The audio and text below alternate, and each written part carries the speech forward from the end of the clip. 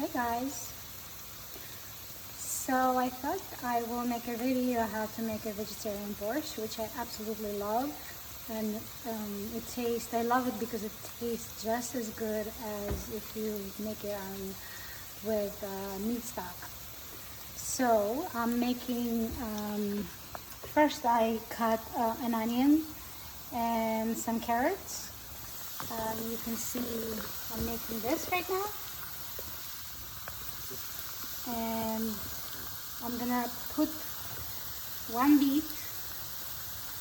So I'm gonna saute this in olive oil for about 10 minutes.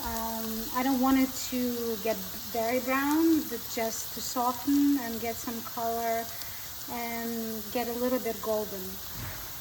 And then I'm gonna add beet and tomato sauce, and I will continue. Okay, again. So I have this whole cabbage. What I'm gonna do is I'm gonna cut the cheeks off and I'm gonna roast it because I don't need the whole cabbage for the soup. And that way I can do two dishes at the same time. So I'm gonna cut off the cheeks. I'm doing this. Right, I cut off just a little piece from one side, and then I made a steak, cabbage steak. I'm gonna put olive oil, salt and pepper, and I'm gonna put it in the oven to make steaks. And so I'm gonna do this on each side. So I'm gonna have 4 steaks, and the rest of the cabbage I'm gonna use for borscht. And I have grated beet, 1 beet. You don't need a big one. Just a small or medium, just for color. So I'm putting this aside, the cabbage steaks.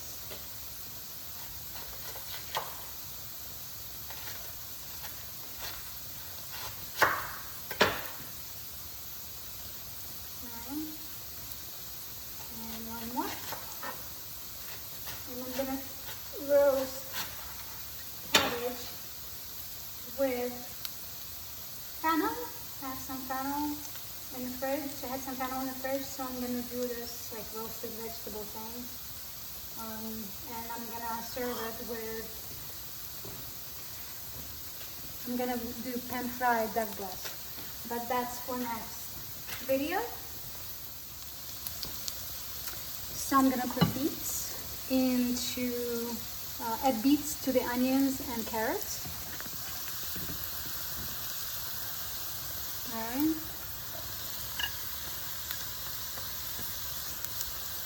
And I'm gonna mix it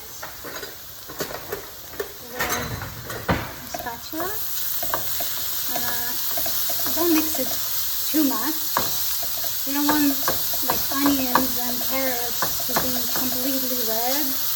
Let the beet cook a little bit before you start sort of mixing it too hard together. And I will cut the cabbage for the borscht. I have these little pieces. The thinner it is, the better. I like it that way. Now it's much more pleasant to eat borscht when the cabbage is thinly sliced rather than when it's like has big chunks. It's just not pleasant.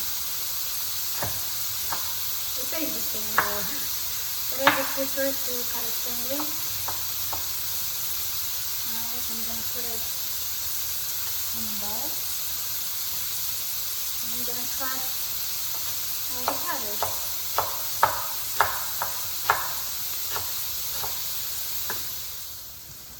So I'm gonna show you how I cut the cabbage.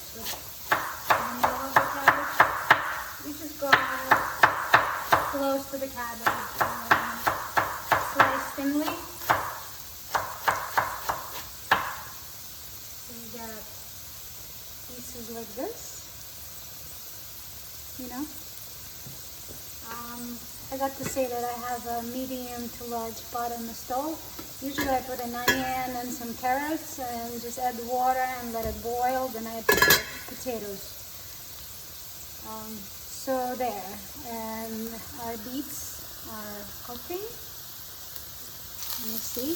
Yeah, so you see they start to sort of cook, and the color caramelizes, and we don't get as much red on the rest of the vegetables.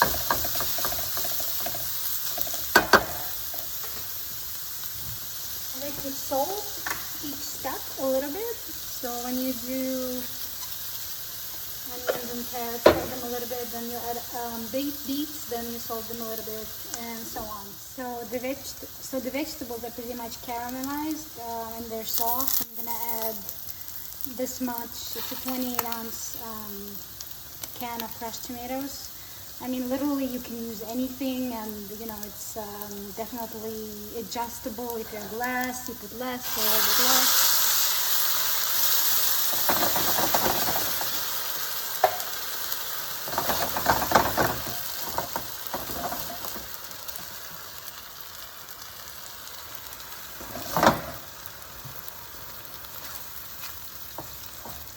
And just let it sort of come together for 5-7 minutes. I also like to put a little bit of tomato paste, so it's more concentrated. So maybe like 2 tablespoons. Borscht is soup that you can basically make out of whatever you have. The amounts can be adjustable, and you can just, as long as you have like main ingredients, you can put pepper along with onions and sweet pepper along with onions and carrots. You saute it the same way, and then you add beets. You can skip beets if you don't like them.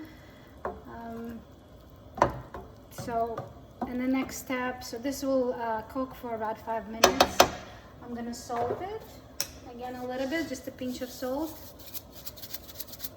And next I'm gonna clean the potatoes. I'll use about 6 medium potatoes, and I'm gonna slice them, and I'm gonna show you what they look like after. I'm also gonna slice some herbs. I like to use a bunch of dill and parsley, and the more the better. And I'm just gonna prepare it. I'm gonna slice it thinly, but this goes as the last step when borscht is ready, but I'm just gonna get everything ready.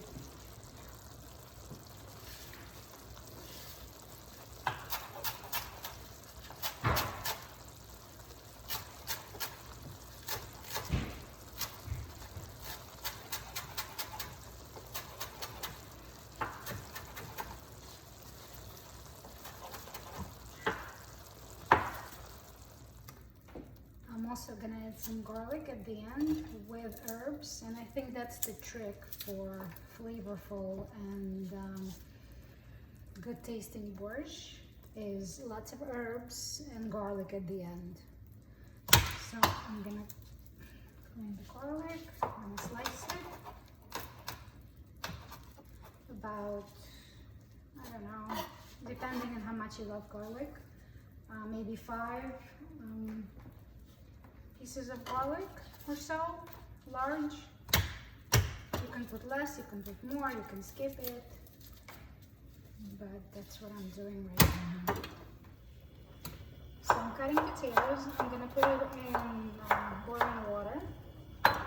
It's basically these pieces, not too thin, not too thick, like medium-sized pieces, and I put it in the boiling water.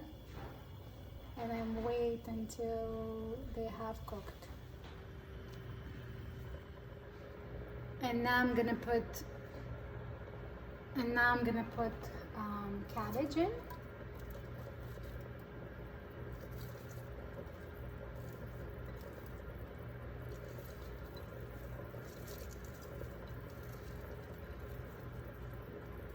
And the cabbage will probably also cook for 5 minutes. I like to leave it a little bit uncooked, because then you're gonna put herbs and it's gonna stand, so it's gonna continue to cook after you turn off the flame. So the cabbage is almost ready, and I'm gonna put herbs and garlic, and I'm gonna turn off the flame. And it should stand anywhere from 15 minutes to half an hour to sort of steep the flavor. I put a lot of salt. Always taste for salt, because if it's not salty enough, if it's not seasoned enough, it's not gonna taste good. So keep tasting until you reach the right amount of salt. And it might be not acidic enough, so you can put a little bit of a squeeze of lemon juice. And also the herbs, they add some acidity to the borscht. So I think we're done. So I'm putting this in. It's beautiful, nice color. I'm gonna cover it. I'm gonna turn it off. Done. Bon appetit.